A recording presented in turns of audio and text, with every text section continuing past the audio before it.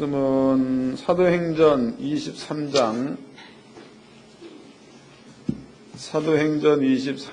11절입니다.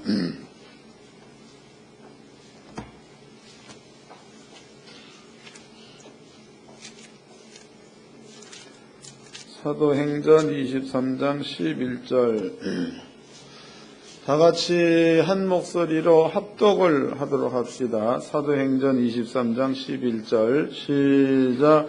그날 밤에 주께서 바울 곁에 서서 이르시되 담대하라, 내가 예루살렘에서 나의 이 일을 로마에서도 증거하여야 하리라 하시니라. 아멘.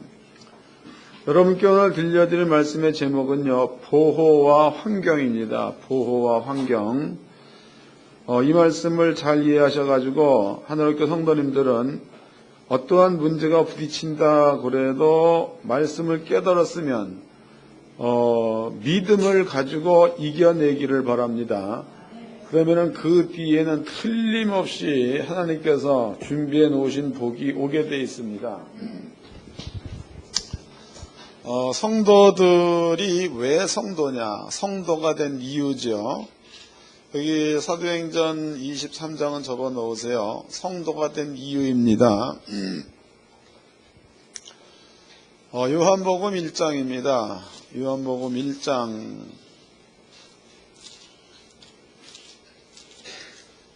요한복음 1장 29절입니다. 요한복음 1장 29절 다 같이 읽읍시다. 시작. 이튿날 요한이 예수께서 자기에게 나오심을 보고 가로되 보라, 세상 죄를 지고 가는 하나님의 어린 양이로다 그랬죠. 그 요한복음 1장 29절 말씀에 예수님입니다. 예수님을 향해서 세상 죄란 말을 썼죠. 세상 죄, 세상 죄를 예수님이 지고 간다 그랬습니다. 그럼 여기는 이제 기록되어 있기를 세상 죄라고 기록되어져 있는데요. 세상 죄라는 여기에다가 여러분들의 이름을 집어넣어 보라고. 여러분들의 이름, 만약에 이제 이름이 권창균이다 그러면은 권창균의 죄를 예수가 지고 갔다 그랬다고. 그러면 권창균이에게는 죄가 권창균이에게 있는 거예요? 예수가 지고 갔으니까 예수께 있는 거예요. 그렇죠? 다시 읽어보자고. 잘 깨닫기 바랍니다. 여러분들은 기본에 이것이 준비되어 있지 않으면 하늘의 은혜를 못 받습니다. 다시 읽어드리겠습니다. 이튿날 요한이 예수께서 자기에게 나오심을 보고 가로되 보라, 세상 죄를 지고 가는 하나님의 어린 양이로다 그랬죠. 예수님께서 세상 죄를 지고 갔다 이렇게 설명하고 있습니다. 그러면은 여러분들의 죄를 예수님이 짊어지고 갔으니까 여러분들의, 그러니까 나의 죄만 가져간 거야, 옆에 있는 친구의 죄도 가져간 거야? 다시 대답을 해야지. 다시 예수님께서 창균이의 죄만 가져간 겁니까? 아니면은 혜민이의 죄도 가져간 거예요? 맞나? 그러면 창균이의 죄가 없으면 혜민이의 죄도 없는 거죠? 창균이의 죄가 없으면 혜민이의 죄도 없는 겁니다. 다시 읽어보자고. 깨닫기를 바랍니다. 29절입니다. 이튿날 요한이 예수께서 자기에게 나오심을 보고 가로되 보라, 세상 죄를 지고 가는 하나님의 어린 양이로다 그랬죠. 그 다음에 12절입니다. 12절 이것도 다 같이 합독하도록 합시다. 시작. 영접하는 자 곧 그 이름을 믿는 자들에게는 하나님의 자녀가 되는 권세를 주셨으니. 여러분들은 예수를 믿는 믿음을 가져버리면은 그 사실 자체가 예수님을 영접을 했다 이렇게 성경은 표현합니다. 영접을 했을 때에 하나님께서는 하나님의 자녀다라고 인정해 준다는 거죠. 다시 설명해 드리겠습니다. 이건 무지 중요한 거다고. 여러분들이 복을 받는 데에 기초가 안 돼 있으면 복을 못 받습니다. 예수님께서 세상 죄를 지고 갔다. 이거 우리가 좀 개인적으로 풀어본다면 예수님께서 권창균이의 죄를 지고 갔으면 예수님께서 권혜민이의 죄도 지고 갔다는 거죠. 그러므로 내 죄를 예수가 지고 갔으면 내 친구의 죄도 지고 갔다 그 말이다고. 이것 기억해 놓으세요. 그 다음에 히브리서입니다. 히브리서 10장 히브리서 10장 15절서부터 읽겠습니다. 신약성경 363페이지입니다. 신약성경 363페이지 히브리서 10장 15절서부터 또한 성령이 우리에게 증거하시되 주께서 가라사대 그날 후로는 저희와 세울 언약이 이것이라 하시고 내 법을 저희 마음에 두고 저희 생각에 기록하리라 하신 후에 17절 이거 다 읽읍시다. 시작. 또 저희 죄와 저의 불법을 내가 다시 기억지 아니하리라 하셨으니 그러면은 이 말씀으로 미뤄본다면 17절 말씀에서 저희 죄와 저희의 불법은 우리의 죄와 우리의 불법을 말합니다. 내가 다시 해서 내가는 여호와 하나님이 되신다고. 그러니까 여러분들의 죄와 여러분들의 불법을 여호와 하나님께서 다시는 기억하지 않을 거다라고 하나님이 맹세한 겁니다. 그럼 하나님께서는 왜 그러냐? 하나님께서는 예수님에게 세상 죄를 짊어지키고 예수님을 믿는 자를 하나님의 자녀로 영접하겠다라고 하나님께서 약속했어요. 약속. 그 약속을 하나님께서는 지키시기 위해서 예수를 보내서 이 일을 하셨다는 거죠. 그럼 하나님께서 해놓은 약속인데 하나님께서 예수를 믿는 자들을 볼 때에 너 왜 이러이러한 죄를 지었느냐라고 하나님이 얘기한다면 예수가 우리 죄를 지고 갔다는 하나님의 뜻을 하나님 스스로가 어기는 거죠. 이해가 되는 거예요? 다시 보자고. 깨달아야 돼. 17절. 또 저희 죄와 저희의 불법을 내가 하나님이 다시 기억지 아니하리라 하셨으니 18절. 이것을 사하셨은즉 다시 죄를 위하여 제사 드릴 것이 없느니라. 그럼 하나님이 죄를 기억하고 있으면 제물이 필요한 거죠. 그러나 하나님이 죄를 기억하지 않으면 제물이 필요 없는 거죠. 다시 읽겠습니다. 18절. 이것을 사하셨은즉 다시 죄를 위하여 제사 드릴 것이 없느니라. 하나님께서는요, 당신이 해놓은 약속이야. 그 약속을 사람들과 상의해서 이룬 게 아니고 하나님께서는 스스로 그 약속을 하시고 스스로 예수를 세상에 보내서 세상 죄를 짊어지고 십자가에 죽게 만드는 것으로 하나님이 세워놓으신 뜻을 이루어내신 겁니다. 그리고 예수를 믿는 자들이죠. 그러한 자들한테는 너희의 죄와 너희의 불법을 내가 다시 기억하지 않겠노라 라고 약속을 하신 겁니다. 약속. 맞죠? 약속. 그 약속을 믿는 자들은 하나님의 자녀가 되는 권세를 주겠다.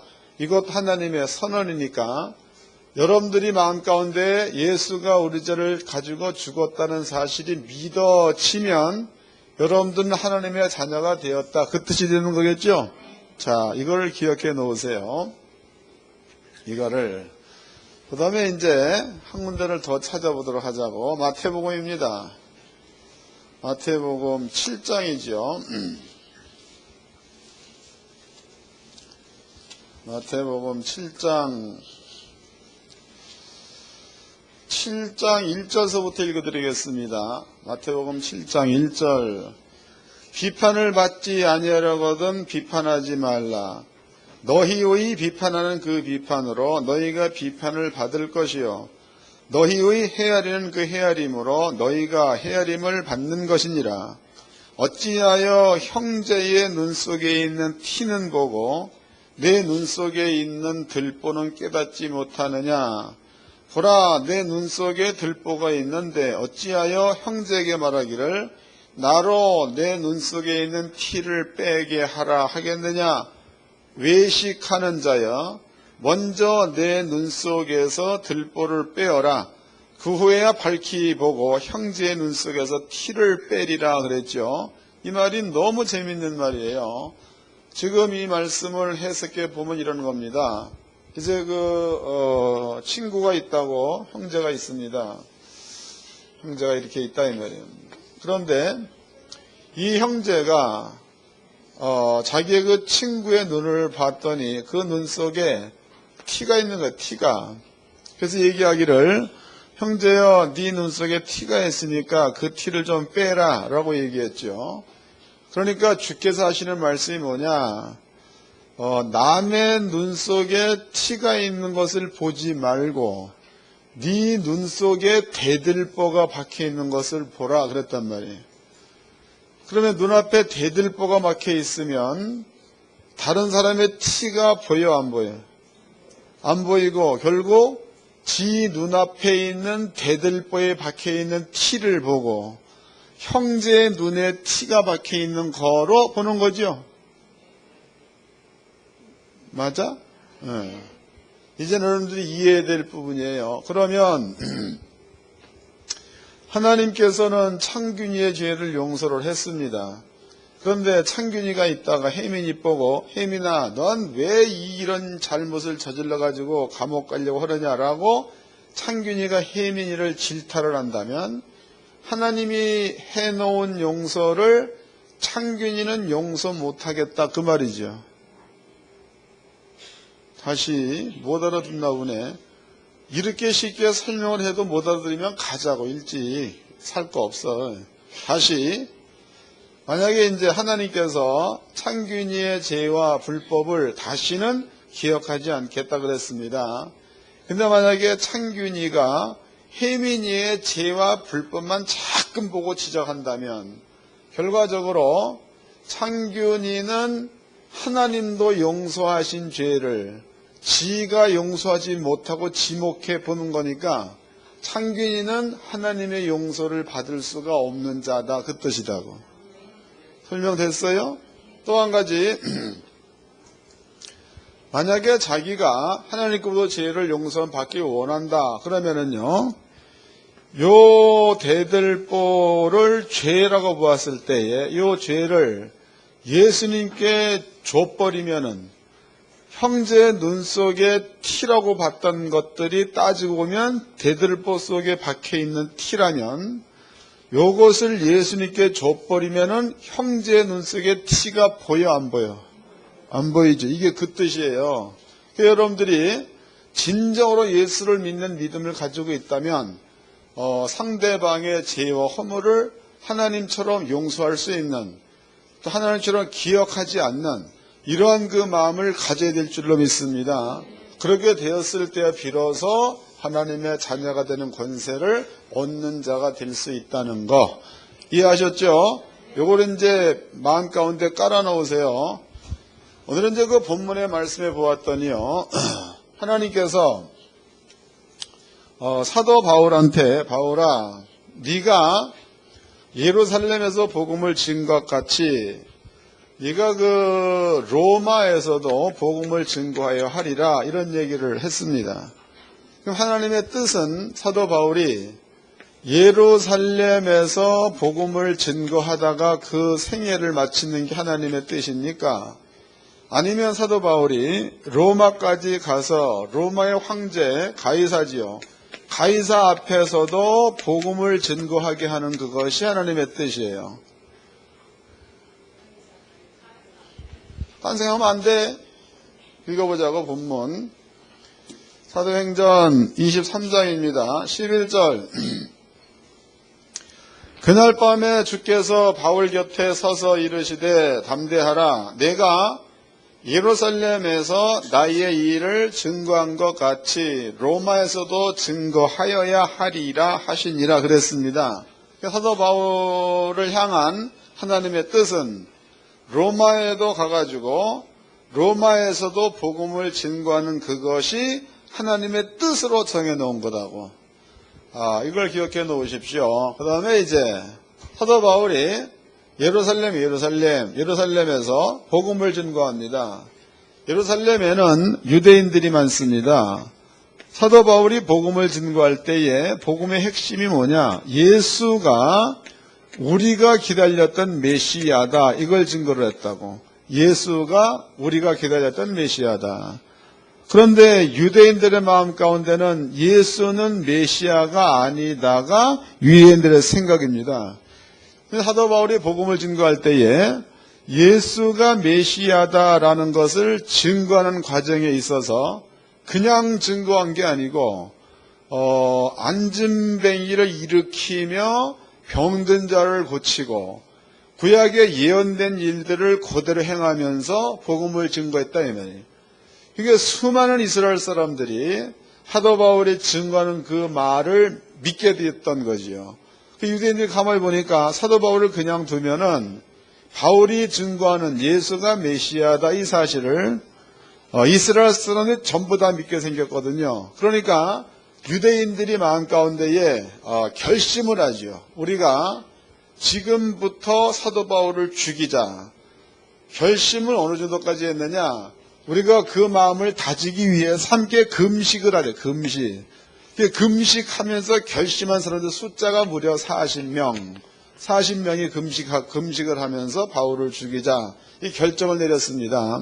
그럴 때 사도 바울은 이제 그 복음을 증거다 잡혀가지고 감옥에 있었죠. 감옥에 있었다 이 말이에요. 그런데 이제 사도 바울의 생질 그러면은 조카가 되겠죠. 사도 바울의 생질이 유대인들이 결성해서 바울을 죽이기로 금식하며 맹세한 이러한 사건을 알게 됩니다. 이것을 이제 사도 바울한테 가서 이야기를 하죠. 바울이 백부장을 부릅니다. 백부장이요. 이 사람을 천부장에게 보내주소서라고 얘기를 합니다.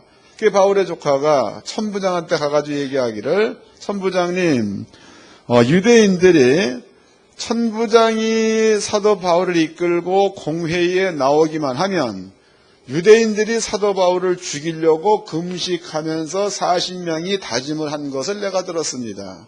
그러니 사도 바울을 공회에 내오지 마시고 바울을 지켜주소서라는 부탁을 했습니다. 그랬더니 천부장이 그 말을 듣자마자 보병 200명, 그 다음에 이제 창병 200명, 말 타는 자 80명, 70명 해가지고 무려 470명의 군대로 하여금 사도 바울을 에워싸게 하죠. 그리고 사도 바울을 이제 가이사한테 보내기 위해서 헤롯궁으로 보내는 그러한 장면이 그 뒤에 기록이 되어 있습니다. 그럼 여기서 우리가 한 가지 살펴보도록 하자고. 그러면 하나님께서 바울을 향한 뜻이야. 그 뜻이 바울아, 너는 로마에서도 가이사 앞에 복음을 증거해야 한다. 이것이 하나님이 세우는 뜻이다 이 말이에요. 그런데 지금 사도 바울한테 나타난 현상은 유대인들이 40명씩이나 금식하며 바울을 죽이기로 꾀했습니다. 그런데 천부장이 그 사실을 알고 보병 200, 창병 200, 또 이제 마병 70 이래가지고 470명이라는 군대를 동원해가지고 사도 바울을 보호하면서 헤롯궁으로 옮겼다는 거죠. 그러면 이러한 모든 상황을 볼 때에 이것은 우연히 된 일 같은데 성경대로라면 뭐가 숨어 있는 거예요? 너는 로마 가이사 앞에 서야 하리라가 숨어 있다는 거죠. 알아들은 거예요? 이제 읽어보겠습니다. 사도행전 23장입니다. 12절입니다. 나리샘의 유대인들이 당을 지어 맹세하되 바울을 죽이기 전에는 먹지도 아니하고 마시지도 아니하겠다 하고 이같이 동맹한 자가 40여 명이었더라. 40명이 동맹했다는 거예요. 대제사장들과 장로들에게 가서 말하되 우리가 바울을 죽이기 전에는 아무것도 먹지 않기로 굳게 맹세했으니 이제 너희는 그의 사실을 더 자세히 알볼 양으로 공회와 함께 천부장에게 청하여 바울을 너에게로 데리고 내려오게 하라. 우리가 그가 가까이 오기 전에 죽이기로 준비했노라 하더니 바울의 생질이 그들이 매복하여 있다함을 듣고 와서 영문에 들어가서 바울에게 고한지라. 바울이 한 백부장을 청하여 가로되 이 청년을 천부장에게로 인도하라. 그에게 무슨 할 말이 있다 하니 천부장에게로 데리고 가서 가로되 죄수 바울이 나를 불러 이 청년이 당신에게 할 말이 있다 하여 데리고 가기를 청하더이다 하매 천부장이 그 손을 잡고 물러가 종용이 묻되 내게 할 말이 무엇이냐 대답하되 유대인들이 공모하기를 저희들이 바울에 대하여 더 자세한 것을 묻기 위함이라 하고 내일 그를 데리고 공회로 내려오기를 당신께 청하자 하였으니 당신은 저희의 청함을 쫓지 마소서. 저희 중에서 바울을 죽이기 전에는 먹지도 않고 마시지도 않기로 맹세한 자 40여 명이 그를 죽이려고 숨어서 지금 다 준비하고 당신의 허락만 기다리나이다 하매 이에 천부장이 청년을 보내며 경계하되 이 일을 내게 고하였다고 아무에게도 이르지 말라 하고 백부장 둘을 불러 이르되 제3시에 가이사랴까지 갈 보병 200명과 마병 70명과 창군 200명을 준비하라 하고 또 바울을 태워 총독 벨릭스에게로 무사히 보내기 위하여 짐승을 준비하라 명하여 또 그 아래와 같이 편지하여 일렀으되 그랬죠. 그럼 성경에 보니까 하나님께서는 사도 바울을 로마에 세워서 로마에서도 복음을 증거하려는 뜻을 세워서 뜻을 세웠다 이 말이에요.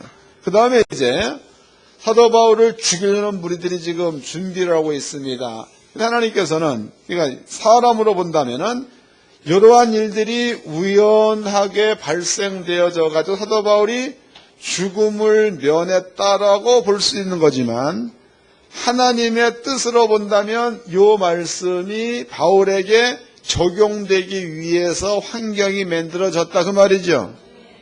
이것 하나 기억해 놓으세요. 창세기를 봅시다. 창세기 17장입니다. 창세기 17장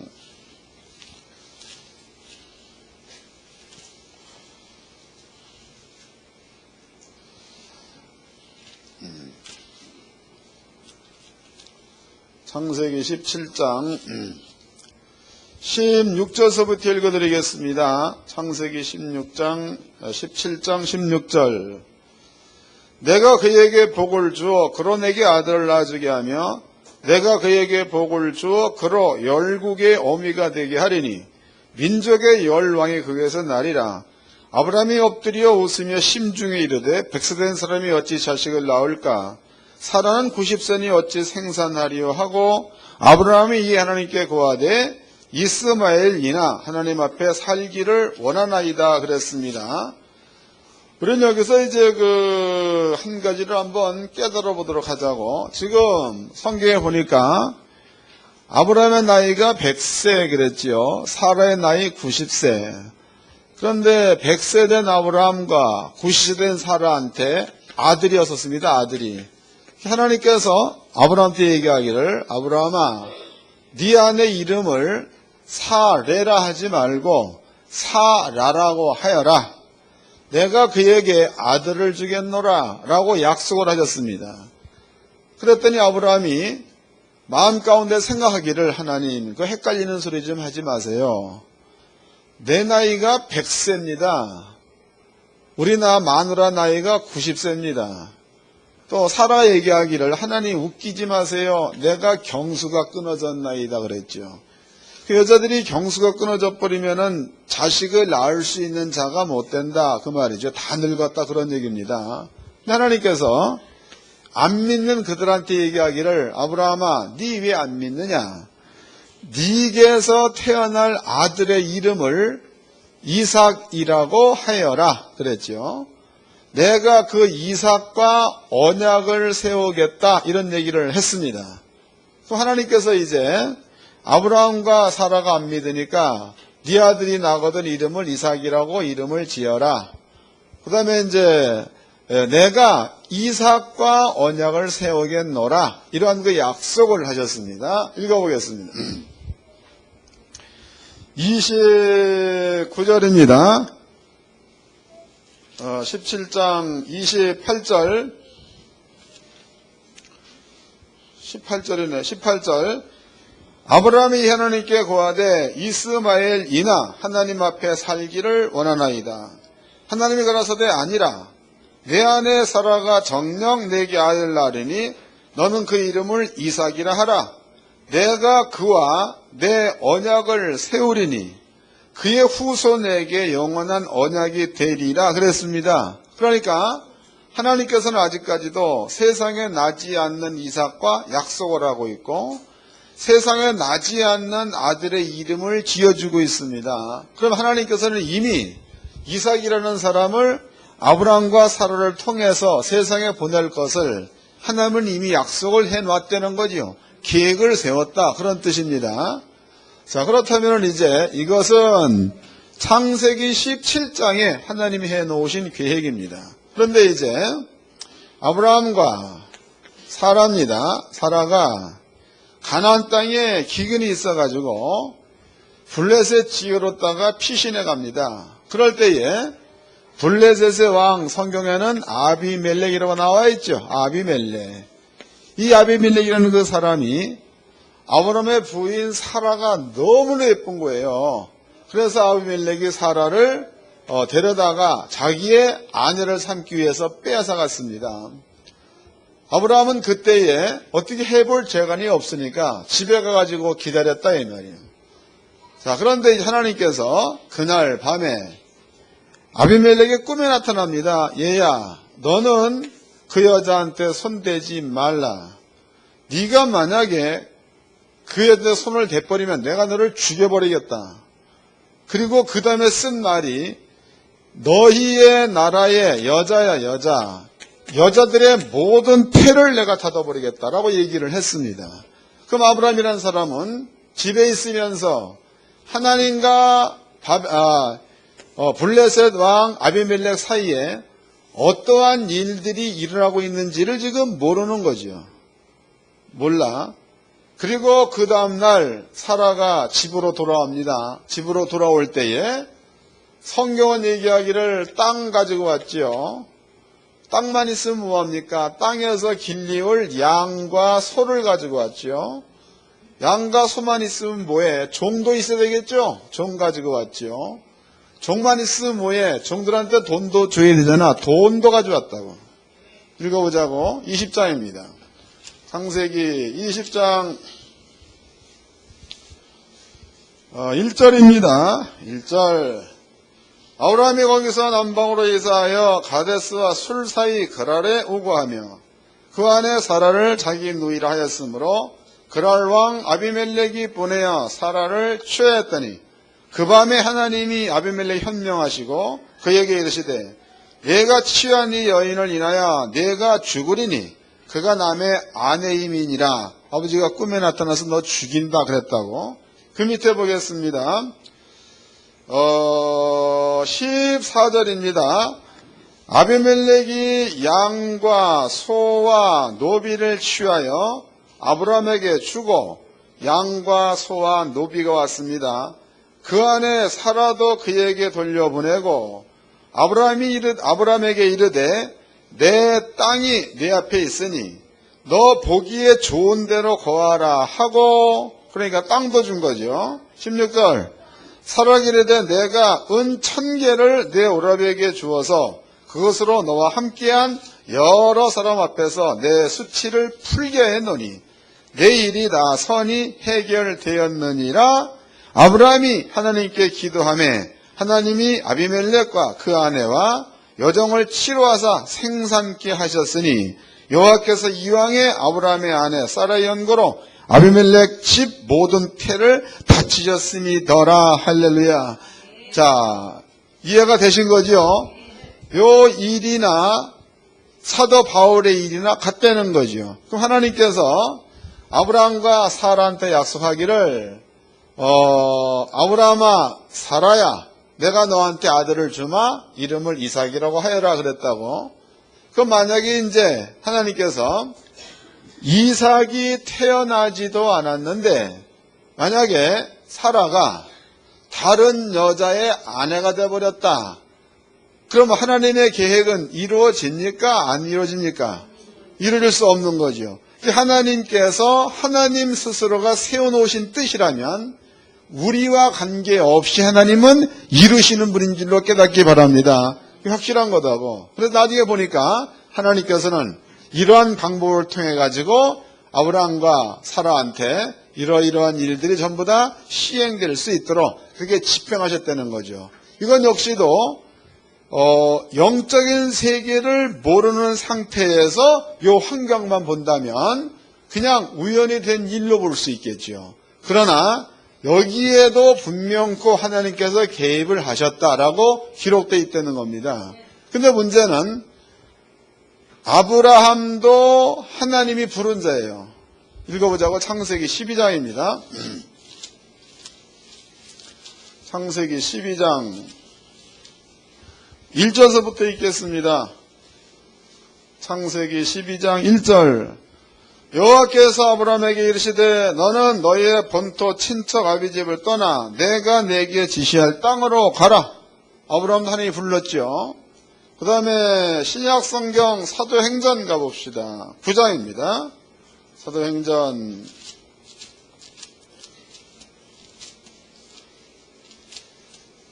9장 3절서부터 읽겠습니다. 사도행전 9장 3절. 사울이 행하여 다메섹에 가까이 가더니 호련히 하늘로부터 빛이 저를 둘러비추는지라. 땅이 엎드려져 들음에 소리 있어 가라사대 사울아 사울아 내가 어째 나를 핍박하느냐 하시거늘 대답하되 주여 니시오니까 가라사대 나는 내가 핍박하는 예수라. 내가 일어나 성으로 들어가라. 행할 것을 내게 이를 자가 있으니라 하시니 그랬죠. 그럼 사도 바울도 하나님 불렀다 이런 뜻이 되겠죠. 부른 자입니다. 바꿔 얘기해 본다면 사도 바울도 하나님의 자녀 가운데에 아브라함도 하나님의 자녀 가운데 들어간 자다 그 뜻입니다. 그럼 하나님께서는요 당신의 자녀들을 향해서 세워놓은 하나님의 뜻이 있다면은 그 뜻은 우리의 의지와 관계없이 하나님은 이루어 가시는 분인 줄로 깨닫기를 바랍니다. 이 확실한 거죠. 이제 한 군데를 찾아봅시다. 한 군데 사도행전 2장입니다. 2장 39절서부터 읽겠습니다. 39절. 이 약속은 너희와 너희의 자녀와 모든 먼데 사람 곧 우리 주 하나님이 얼마든지 부르시는 자들에게 하신 것이라 하고 또 여러 말로 확증하여 권하여 가로되 너희가 이 패역한 세대에서 구원을 받으라 하니 그 말을 받는 사람들은 세례를 받으면 그날에 제자의 수가 3,000이나 더하더라. 그럼 사도 베드로가 복음을 증거했을 때 그 말씀을 받아들여서 예수를 믿는 자들을 성경은 전체를 향해서 제자라는 말을 썼다는 거죠. 제자. 그럼 여러분들도 예수를 믿는 믿음을 가졌으면 여러분들도 예수의 제자인 줄로 믿으시기 바랍니다. 제자예요, 제자. 그런데 그 제자들을 향하여 주께서 말씀하시기를 누가복음 10장입니다. 누가복음 10장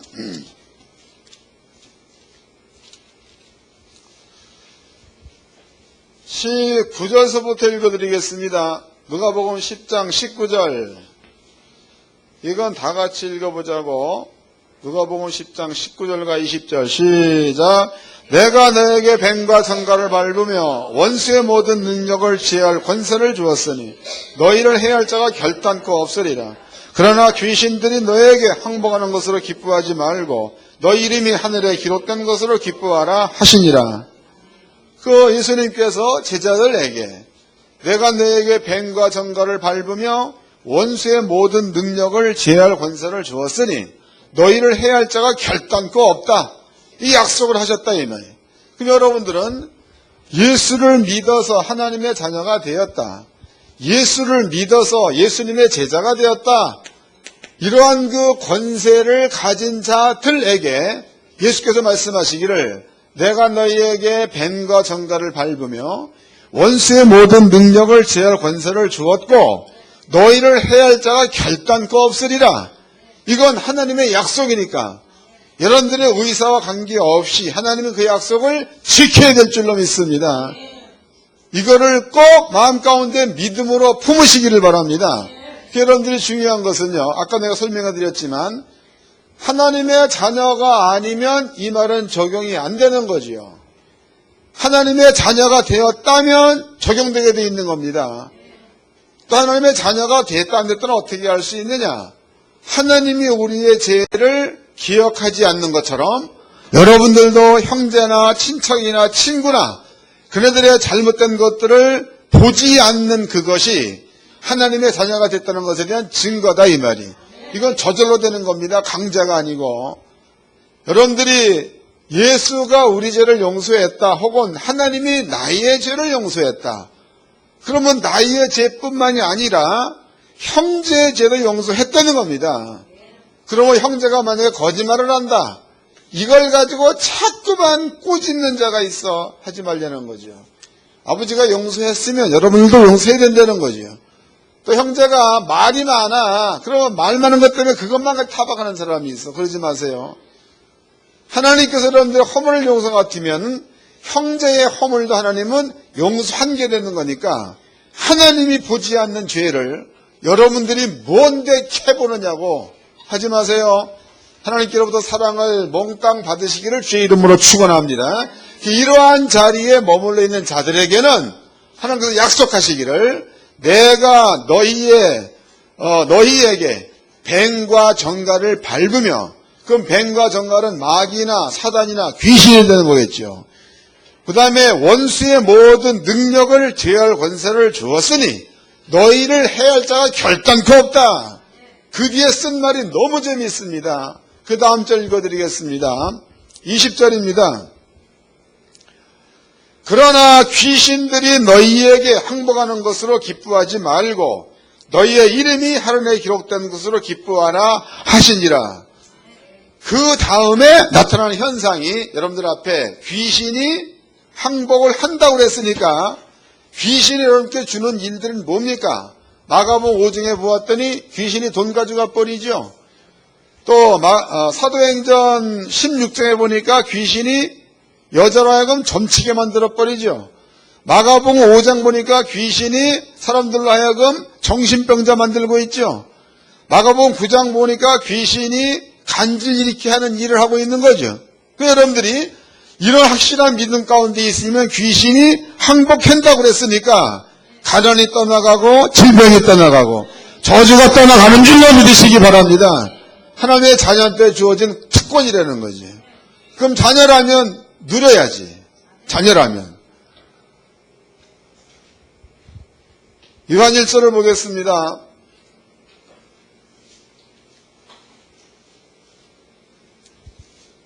요한일서 2장입니다. 사도 요한이 한 말입니다.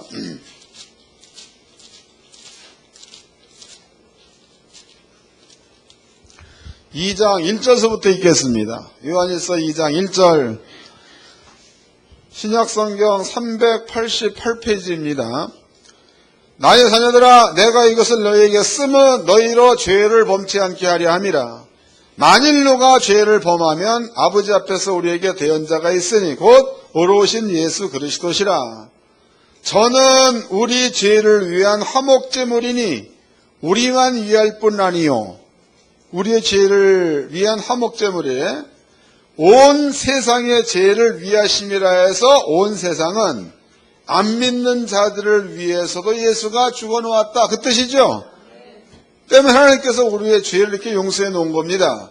하늘교회 성도님들은요, 죄 속에 들어가서 죄만 캐다가 저주를 땡기지 말고 하나님께서 우리의 모든 죄를 용서해 준 것처럼 형제의 허물을 덮고 죄를 덮어서 하나님의 은혜를 끄집어 땡길 수 있는 지혜로운 자들 되기를 주의 이름으로 축원합니다.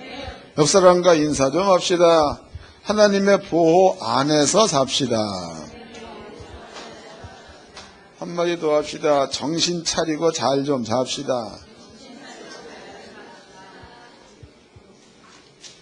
잊어먹으면 안 되는 겁니다. 이번 주에 꼭 그대로 사시기를 바랍니다.